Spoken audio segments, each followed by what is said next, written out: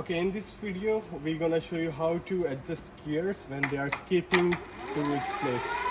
So right now indicator shows it's on the first gear but it's skipping the second one.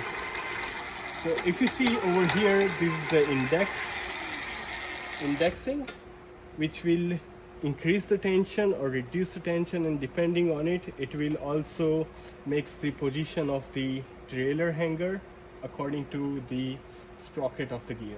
Okay, so right now it should be at first gear, but right now it's on second. So we will be moving the index towards this side to bring chain on the first gear. So we're gonna gently rotating the wheel and also turning the index till you get the smooth sound.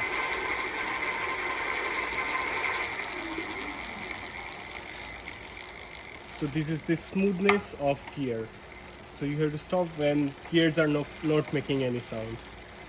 If its tension is too low or too high, they're gonna make this kind of noise and it will skip. So adjust the index depending on the gear you are and it will fix the issue.